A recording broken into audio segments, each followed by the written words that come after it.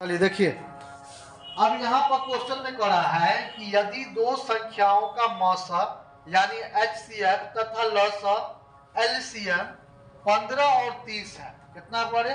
15 और 30 है तथा पहली संख्या 10 हो तो दूसरी संख्या ज्ञात करें। क्या बोल रहा है?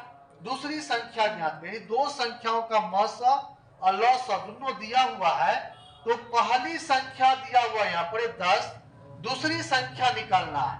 कौन संख्या निकालना? दूसरी संख्या निकालना है। यहाँ पर लिखेंगे हल या सॉल्व भी लिख सकता है। लिखेंगे दिया हुआ है, दिया हुआ है। क्या दिया हुआ है? तो दो संख्याओं का HCF और LCM दिया हुआ है। क्या दिया है?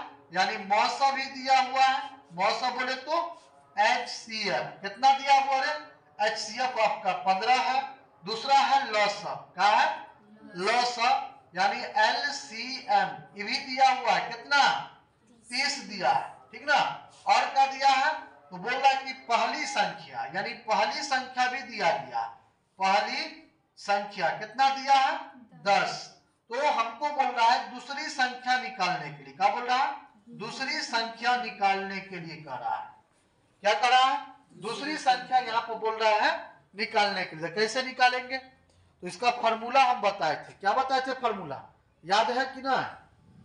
अरे फॉर्मूला क्या बताए थे? बोलो। नहीं बोल रही है। फॉर्मूला क्या बताए थे? जल्दी बोलो। क्या बताए थे फॉर्मूला? याद है?